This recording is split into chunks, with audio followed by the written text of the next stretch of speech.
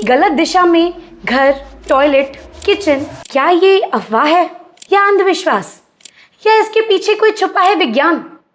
तो इन्हीं सभी बातों का जवाब लेने के लिए आज हमारे स्टूडियो में मौजूद हैं शैलेश गुप्ता जी। हमको एक सिविल इंजीनियर होने के नाते और एक वास्तुशास्त्री होने के नाते दोनों प्रोफेशन में बैलेंस नहीं करना है, बल्कि प्रकृति में बैलेंस करना है।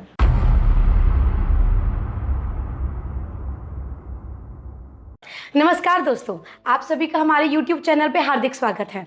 आज हम बात करने जा रहे हैं घर की। वो घर जो हमारा सपनों का घर होता है, जिस घर को बनाने में हम अपने जीवन की सारी जमा पूंजी लगा देते हैं। लेकिन क्या हमारे सपनों का घर कैसा होता है? उस घर की दीवारें मजबूत होनी चाहिए या उसका इंजीनियर काफ़ी अच्छा होना चाहिए? इन सब चीज़ों पर हमारा घर डिपेंड करता है। लेकिन क्या आपने कभी सुना है कि गलत दिशा में घर, घर के अंदर के टॉयलेट, किचन, अगर ये सभी गलत दिशा में हो तो वो हमारे घर की सुख शांति सब छीन लेते हैं? क्या ये अफवाह है या अंधविश्वास या इसके पीछे कोई छुपा है विज्ञान? तो इन्हीं सभी बातों का जवाब लेने के लिए आज हमारे स्टूडियो में मौजूद हैं शैलेश गुप्ता जी। मैं बताना चाहूँगी कि शैलेश जी बाय प्रोफेशन एक सिविल इंजीनियर हैं, बिल्डर हैं और एक वास्तुशास्त्री भी हैं। मैं आपसे सबसे पहले पूछना चाहूँगी, सर, घर बनाने में एज अ सिविल इंजीनियर हम सोचते हैं कि दीवारें मजबूत होनी चाहिए, लेकिन उसी के दूसरे पहलू पे एक वास्तुशास्त्री के हिसाब से घर में ऊर्जा, एनर्जी होनी चाहिए। तो आप ये दोनों हैं, तो आप इन दोनों चीज़ों का बैलेंस कैसे रखते हैं?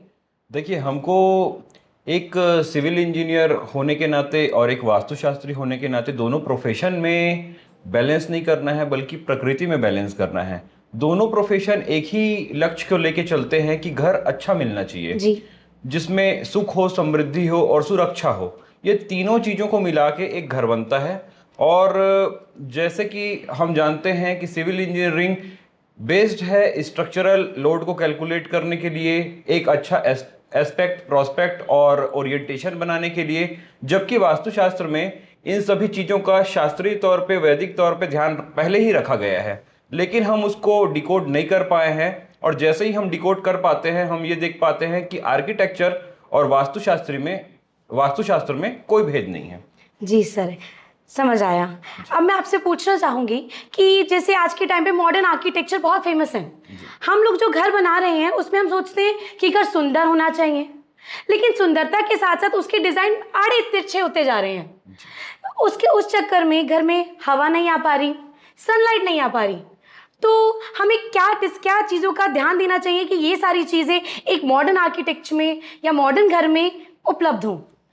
देखिए, सबसे बड़ी समस्या भी ये है कि हमारे जो शहर हैं वे कंक्रीट जंगल बनते जा रहे हैं। जी बिल्कुल। और इनके कारण जो वातावरण में जितनी नमी होनी चाहिए, ह्यूमिडिटी होनी चाहिए, या ये बोल सकते हैं कि एयर सर्कुलेशन होना चाहिए, वो नहीं हो पा रहा है। पहाड़ की तरफ से जो आता है वायु का जो दिशागत आता है, लेकिन वो ऑब्स्ट्रक्ट हो जाता है। एक शहर में ही ऑब्स्ट्रक्ट होने के कारण वो दूसरे शहर में जा नहीं पा रहा। बिल्कुल। तो सर्कुलेशन इतना ज़्यादा व्यथित हो गया है कि इसको क्योर करने के लिए हमको खुला थोड़ा सा ओरिएंटेशन वाला घर बनाना चाहिए, जिसमें हमको वास्तु के अनुसार आंगन देना चाहिए। और जो रोड हैं उनकी चौड़ाई कम से कम 30 फीट होनी चाहिए, 35 फीट होनी चाहिए। और इन सभी बातों को ध्यान में रख के प्लॉट्स काटे जाने चाहिए, और उसके हिसाब से फिर घर बने तो अच्छे होंगे। अच्छा, जैसे आपने बात की कि प्लॉट अच्छे से कटे होने चाहिए, मैं इसी में से क्वेश्चन निकालना चाहूँगी कि जैसे कॉमन मैन है, वो घर खरीदता है या ज़मीन खरीदता है, तो वो दो चीज़ों पे ध्यान देता है, अपनी पॉकेट यानी उसका कितना बजट है या उस चीज़ की लोकेशन क्या है। तो घर खरीदते समय किन किन बातों का ध्यान देना चाहिए? क्या हमें वहाँ की मिट्टी का ध्यान देना चाहिए कि ढलान कैसी है वहाँ पर? या एक चीज़ मैंने बहुत नोटिस की है कि जैसे कोई ज़मीन है या कोई प्लॉट है, उसमें जो कोने वाला प्लॉट होता है वो सस्ता मिलता है। तो क्या उसका रीज़न कुछ वास्तु से है? क्या ये सारी चीज़ें किसी की लाइफ को ख़राब कर देंगे? कुछ इससे रिलेटेड बताइए सर। देखिए, चीज़ें अब पहले के मुकाबले ज़्यादा कमर्शियलाइजेशन हो गया है जी। और कमर्शियलाइजेशन के कारण फ्लैट्स बन रहे हैं और जो कॉर्नर वाले प्लॉट का आप बात कर रहे हैं वो ऐसा रहता है कि जब प्लॉट कटिंग करते एक प्लॉट काटने वाला या बिल्डर प्लॉट कटिंग करते जाता है तो जो आखिरी का प्लॉट जितना भी आड़ा टेढ़ा बचता मिलता है, है बिल्कुल। वो उसको एज इट इज बचा देता है। हाँ। वो बाकी प्लॉट्स को डिस्टर्ब नहीं करता। तो जो कॉर्नर के प्लॉट हैं उस प्रकार से वो ट्रेपेजॉइड या फिर ट्रायंगुलर ऐसे मिलते हैं। जनरली ऐसे प्लॉट में हमको निवेश करने से बचना चाहिए, और यदि हम निवेश कर भी रहे हैं तो वास्तु शोधन होता है, उस प्लॉट को हम एक सही आकार में ढाल सकते हैं और बाकी जो एक्स्ट्रा प्लॉट बच जाता है उसको हम किसी और वे में यूज कर सकते हैं। अच्छा, तो आपने जैसे कहा कि हमें अवॉइड करना चाहिए, जी। लेकिन अगर हमने उसको परचेज कर लिया तो उसका क्योर है। हाँ, हम क्योर लोग कर सकते हैं पूजा के पूजा के थ्रू। जी, ठीक है। बिल्कुल। अब एक चीज और, क्या क्या ज्योमेट्री के थ्रू भी किया जा सकता है इसको। अच्छा, अच्छा। हाँ, ज्योमेट्रिकल वे में यदि हम कोई ट्रायंगल प्लॉट है उसके अंदर एक रेक्टेंगल बना लेते हैं तो वो ट्रायंगल नहीं कहलाएगा, वो रेक्टेंगुलर कहलाएगा। इससे क्या होगा, जैसे 1500 स्क्वायर फीट का एरिया है वो हमको 1000 स्क्वायर फीट मिल जाएगा, लेकिन एक सटीक प्लॉट मिल पाएगा। तो हम जनरली ये कर सकते हैं कि बचे हुए एरिया में हम प्लांटेशन कर लें या कोई और उसका यूज जी जी मिले समझ आएगा। रही हूँ मैं। जी ठीक है सर, जमीन खरीद ली, अब पूजन करते हैं। जी। तो भूमि पूजन के टाइम पे हमें किन किन बातों का ध्यान रखना चाहिए, या वास्तु के हिसाब से हमें क्या करना चाहिए और क्या नहीं करना चाहिए, प्लीज हमारी ऑडियंस को थोड़ा सा बताइए। हमको ये समझना होगा कि भूमि पूजन क्या है। भूमि पूजन ये है कि हम प्रकृति को के प्रति हम ग्रेटिट्यूड दिखा रहे हैं, नतमस्तक हो रहे हैं। उसका एक शास्त्रीय विधि है, उसके विधान से हम पूजन करते हैं, लेकिन ये एक प्रकार का थैंकफुल होना ही है। तो थैंकफुल होने के लिए हमको क्या करना चाहिए, जो गंदगी है उसको पहले साफ कर लेना जी, चाहिए। गंदगी बहुत साफ करनी जनरल सी चीजें हैं जिसको अगर ध्यान रखा जाए, जो लोग नहीं रख पाते, तो ध्यान रखा जाए तो फिर कोई समस्या वास्तु की होगी ही नहीं। तो गंदगी है उसको साफ कर लें, पंचगव्य का वहां पर छिड़काव कर दें, और साफ सुथरे वातावरण में हम उसको लेवलिंग करके बराबर करके भूमि पूजन करके करें। फाउंडेशन को स्टार्ट कर सकते हैं। जी sir, thank you so much. लेकिन आज के टाइम पे मैंने ये देखा गया है कि बिल्डर्स के पास स्पेस की प्रॉब्लम रहती है। जब भी कोई फ्लैट बन रहा है, घर बन रहा है, तो ये नोटिस किया गया है कि जो किचन और बाथरूम्स या टॉयलेट्स ये कभी कभी सामने दिखाई देते हैं, या पास पास होते हैं, या ऊपर नीचे होते हैं। तो ये चीज़ मैंने भी बहुत सुनी है कि किचन और टॉयलेट पास नहीं होना चाहिए। तो क्या इसके रिपरकशंस है, अगर साथ बन गए तो क्या प्रॉब्लम है, या नहीं होने चाहिए, क्या है इसके पीछे का लॉजिक? देखिए, नहीं होना चाहिए ये तो सभी को पता है। जो वैसे टाइप के घर बना रहे हैं उनको तो बहुत अच्छे से पता होगा ही, लेकिन क्या है कि ग्रीडीनेस इतना ज़्यादा हो गया है। आप देख पा रहे हैं कि अनाज में मिलावट है, जो खाने का सामान है जिससे डायरेक्टली हेल्थ पे इम्पैक्ट पड़ता है, उसमें भी लोग मिलावट कर दे रहे हैं। पनीर और चावल सारे ऐसे, एडल्ट्रेटेड फूड है मार्केट में। हाँ, ऐसे सब एनालॉग पनीर आ रहा है, ये सब आ रहा है। तो मतलब व्यक्ति मिलावट करने में और कचरा छोड़ने में कहीं पर से भी पीछे नहीं हटा है। शहर तो शहर है, अंतरिक्ष में भी कचरा छोड़ देते हैं। तो रॉकेट का जो स्टेजेस है वो वहीं छोड़ के आ जाता जाते हैं, बिल्कुल। तो ऐसा है कि ये सब ग्रिडीनेस के कारण ये होता है कि बहुत कॉम्पैक्ट करके 600 स्क्वायर फीट 500 स्क्वायर फीट में जो मकान अपन बना रहे हैं, तो लोग जो बना रहे हैं, उसके कारण अब आप देखेंगे कि किचन और टॉयलेट को जस्ट अगल बगल कर देते हैं। देखा ही बहुत अब जगह देखा इसको गया। वास्तु के नजरिए से ना देख के आप साइंटिफिक नजरिए से देखेंगे तो जो माइक्रो ऑर्गेनिजम्स हैं वो तो जनरली सर्कुलेट होते हैं। बिल्कुल। अब वो जो टॉयलेट के माइक्रो ऑर्गेनिज्म है वो किचन में एंटर करेंगे तो फाउल स्मेल भी आएगा और हेल्थ पे इम्पैक्ट पड़ेगा, अनहाइजीनिक हो जाएंगी चीजें। और बाथरूम जो होता है वो ज्यादा डैम्पनेस उसमें होता है। तो उस दीवार और किचन का दीवार यदि कॉमन होगा तो उसके कारण तो किचन का दीवार भी डैम्प हो जाएगा। तो डैम्पनेस के कारण जो भोजन हम बनाएंगे उसमें इफेक्ट तो पड़ेगा ही पड़ेगा। तो इस नजरिए से देखने के बाद जब हम वास्तु के नजरिए से देखते हैं तो ऐसा है कि जो टॉयलेट की ऊर्जा है और किचन की ऊर्जा है दोनों तो भिन्न है। यदि हम विरोधी ऊर्जा को आपस में टकराव में लाते हैं तो किसी न किसी भी प्रकार से हमको, ये अल्गोरिज्म प्रकृति का है, इसको कहा नहीं जा सकता कि किसके ऊपर कितना इफेक्ट पड़ेगा, लेकिन इफेक्ट एडवर्स ही पड़ेगा, ये तय है। तो मतलब घर लेने से पहले हमें ध्यान देना चाहिए कि किचन और टॉयलेट दूर दूर हो आपस में। हाँ, ये तो फिर बिल्डर्स को भी ध्यान देना चाहिए। हमको ये ध्यान देना चाहिए कि वो सही दिशा में हो। अब वो दूर हो पास हो ये तो बिल्डिंग प्लान के ऊपर डिपेंड करेगा। तो आप मतलब जब भी आप नक्शा बनाते हैं तो ये दोनों चीज़ें डिफरेंस मतलब दूर दूर होती हैं? जी बिल्कुल, मैं जब भी नक्शा बनाता हूँ तो मैं इस बात का बहुत ख्याल रखता हूँ कि जो चार कोण हैं जी। और चार दिशाएं हैं और जितना भी छोटा प्लॉट हो, लेकिन उसमें मैं अपने अनुभव और अध्ययन के अनुसार उत्कृष्ट सेवा प्रदान कर सकूं। जी, जैसे आपने इसमें कहा कि इसमें दिशा का भी बहुत बड़ा रोल होता है। जी तो एक बहुत फेमस चीज़ है, मैं जानना चाहूँगी कि लोग बोलते हैं कि साउथ फेसिंग घर बहुत प्रॉब्लम देता है लाइफ में। लाइक लोगों की सुख संपत्ति सब चली जाती है इसमें। तो क्या ये सच है या ये कोई अफ़वाह है? इसके बारे में थोड़ा-सा ज्ञान दीजिए अपना। देखिए, ये पूर्णतः सच भी नहीं है और अफवाह तो कहा नहीं जा सकता। देखिए क्या होता है कि सबसे पहले तो मैं ये बताना चाहूंगा कि किसी भी दिशा का मकान पूर्णतः प्लॉट या मकान हो वो पूर्णतः गलत नहीं हो सकता। जी। जैसे अगर चार दिशा को हम देखते हैं तो मतलब चार ही प्रकार के प्लॉट मुख्यतः होंगे, उत्तरमुखी, पूर्वमुखी, दक्षिणमुखी और पश्चिम। पश्चिम मुखी। तो उसमें से 1/4 प्लॉट दक्षिण मुखी हो रहे हैं। बिल्कुल। तो दुनिया भर के 1/4 प्लॉट तो खराब नहीं हो सकते, सबसे पहले तो ये समझ में आता है। अब इसमें क्या होता है कि चीजें खराब नहीं होती, प्लॉट भी एक वस्तु है, एक वस्तु है, अगर वो पंच तत्व से बना है तो वो चीजें खराब नहीं होती। हम उसका उपयोग किस प्रकार से कर रहे हैं इसके ऊपर डिपेंडेंट होता है वास्तु। जैसे हम चौथे पद या तीसरे पद को साउथ में मेन गेट बनाते हैं और साउथ से एंट्री करने के बाद ईस्ट के तरफ से हम घर में प्रवेश कर लेते हैं, तो वैसे घर को सौभाग्यदायक माना गया है वास्तुशास्त्र में। इसके विपरीत यदि हम पांचवें पद में यम की दिशा में एंटर करते हैं तो उससे अपनी हानि है, और नैऋत्य कोण से एंटर करते हैं उससे भी हानि है, और आग्नेय कोण से एंटर करते हैं उससे भी हानि है।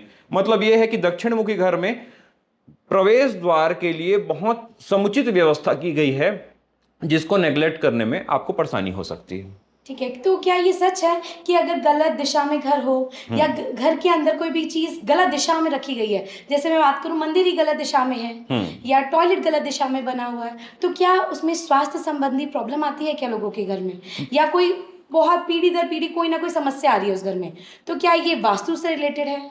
देखिए, वास्तु, स्वास्थ्य और बाकी सब जीवन के जितने भी एस्पेक्ट हैं वो सब आपस में इंटरकनेक्टेड हैं। जब हम बात करते हैं वास्तुशास्त्र की तो उसमें एक शब्द आता है सुख।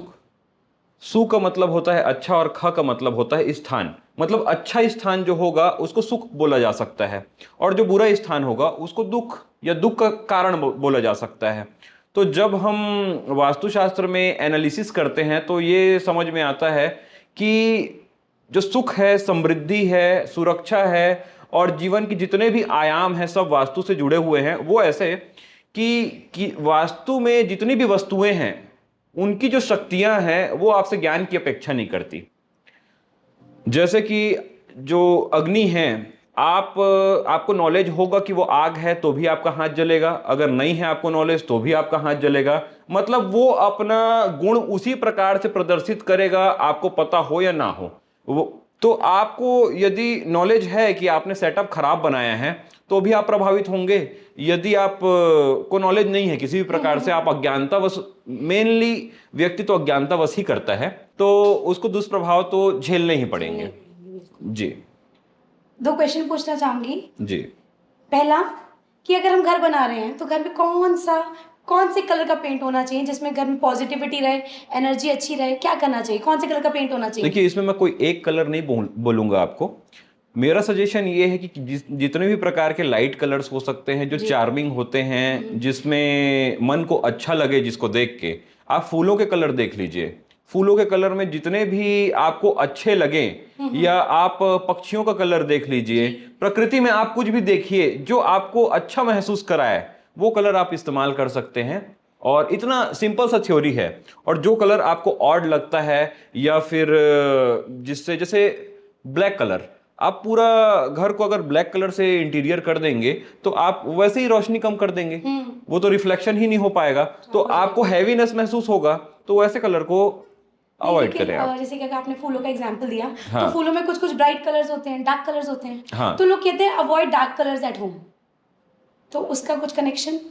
देखिए, डार्क कलर को अवॉइड करने का एक ही कारण समझ में आता है कि वो हैवी होते हैं।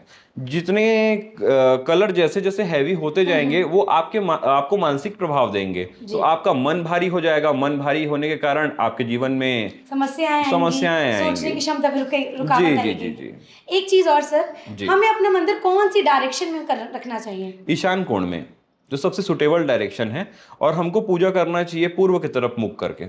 चलिए सर, आज का आखिरी प्रश्न आपसे। जी जैसे मैंने दिल्ली की बात करूं मैं, तो दिल्ली में आजकल बहुत सारे फ्लैट्स बने हुए हैं जो पहले से बने हुए हैं, बिल्डर्स ने बना के छोड़ दिए, लोग अपने बजट के हिसाब से उसको खरीदते हैं। जी। अब उनको पता लगता है कि वास्तु के हिसाब से वो ठीक नहीं है, वो उसमें रहना स्टार्ट कर देते हैं। तो क्या एज एन इंजीनियर आप और वास्तुशास्त्री मुझे बताइए कि बिना तोड़ फोड़ किए क्या वास्तु का कोई उपाय है जो अपने आप उस घर में रह के वो ठीक कर सकते हैं? मैडम, मैं आपको बताना चाहूंगा कि वास्तु दोष ना 3 प्रकार के होते हैं। जी। एक सूक्ष्म दोष होते हैं जिसको हम, जैसे हमारे बेड का डायरेक्शन नॉर्थ की तरफ है, सिरहाने का डायरेक्शन नॉर्थ की तरफ है, तो उसको साउथ की तरफ करके, या कोई विद्यार्थी हैं तो पूर्व की तरफ करके उसको ठीक किया जा सकता है। यदि हम भोजन करते समय दक्षिण दिशा की तरफ फेस करके भोजन कर रहे हैं, उसको हम पूर्व की तरफ फेस करके भोजन कर सकते हैं। या फिर कोई महिला अपने किचन में दक्षिण की तरफ फेस करके भोजन बना रही हैं, तो उनका स्थान चेंज करके हम केवल चूल्हे को वहां पर सरका के पूर्व की तरफ उनका फेस को कर सकते हैं। तो सूक्ष्म दोष के उपाय सूक्ष्म होते हैं जिसको बिना तोड़ फोड़ के हम बिल्कुल कर सकते हैं। और मैं आपको ये बताना चाहूंगा कि वास्तु दोष में मैक्सिमम जो दोष होते हैं वो सूक्ष्म दोष ही होते हैं। जी। लेकिन जो मध्यम दोष हैं उसमें थोड़ा सा चीज़ों को सरकाना पड़ सकता है, या अपने स्थान से हटा के उसको दूसरे स्थान पे रखना पड़ सकता है। जैसे कि एक कमरा किसी के लिए सुटेबल नहीं है, तो आग्नेय कोण के कमरे में कोई नवविवाहित दंपति रह रहा है, तो उसमें लड़ाई झगड़ा होने की संभावना बहुत ज़्यादा हो जाता है। तो वो आग्नेय कोण से अपने कमरे को शिफ्ट करके वायव्य कोण में चले जाएं। तो इस प्रकार से केवल कमरे की शिफ्टिंग से मध्यम दोष दूर हो जाते हैं। लेकिन कोई वृहद दोष है, जैसे कि ईशान कोण में बना हुआ टॉयलेट, या फिर नैऋत्य कोण में बना हुआ सेप्टिक टैंक, या दक्षिण में बना हुआ मंदिर, उसको हम ऐसे छोटे मोटे उपाय करके ठीक नहीं कर सकते। वहां पर तोड़ फोड़ की आवश्यकता पड़ेगी। और एक अति दोष होते हैं जिसमें घर को भी चेंज करना पड़ सकता है। वो घर इतना दूषित है जिसको, जैसे कुछ हद तक के हम पानी का शोधन करके उसको ड्रिंकेबल बना सकते हैं, या फिर ड्रिंकेबल ना हो तो उसको डेली यूजेस में कपड़ा धोने का इस्तेमाल कर सकते हैं। लेकिन यदि पानी में कोई न्यूक्लियर एटम है या कोई ऐसा मेटाबॉलिक वेस्ट है जिसको दूर नहीं किया जा सकता, तो वो दूषित माना जाएगा, उसको छोड़ देना ही ठीक होता है। उसी प्रकार से यदि अति वृहद दोष हैं तो उसमें से हटना ही ठीक होगा। छोड़ना पड़ेगा। हाँ, लेकिन ऐसे चांसेस बहुत कम होते हैं। Rarest of the rare case में घर छोड़ने की नौबत आएगी। नहीं तो हम आपके वास्तु दोष ठीक करने में सक्षम हैं, और अपने अनुभव और अध्ययन के अनुसार पूरी कोशिश करते हैं कि आपको सही सेवा प्रदान कर पाएं। बहुत बहुत धन्यवाद सर। आज आपसे बात करके मुझे फील हुआ, महसूस कर सकती हूँ कि वास्तु कोई जादू टोना या अंधविश्वास नहीं है, ये एक जटिल विज्ञान है। Thank you so much sir, आज हमारे शो में आने के लिए और हमारी ऑडियंस को बताने के लिए कि वो जब घर लेने वाले हैं तो उनको क्या करना चाहिए, क्या नहीं करना चाहिए, कौन सी दिशा में क्या चीज़ होनी चाहिए, ये सब बताने के लिए। जी, so thank you so much. अगर आपका कोई प्रश्न है, आप पूछना चाह रहे हैं, तो प्लीज़ आप कमेंट बॉक्स में अपना कमेंट डाल सकते हैं और हम आपको रिवर्ट ज़रूर करेंगे। घर से संबंधित हो, पैसे से संबंधित हो, या आपकी पर्सनल लाइफ में कोई भी प्रॉब्लम हो, अगर वो वास्तु से रिलेटेड है तो ज़रूर हमारे कमेंट बॉक्स में कमेंट कीजिए। अब तक के लिए thank you so much. Please like, share and subscribe to our channel.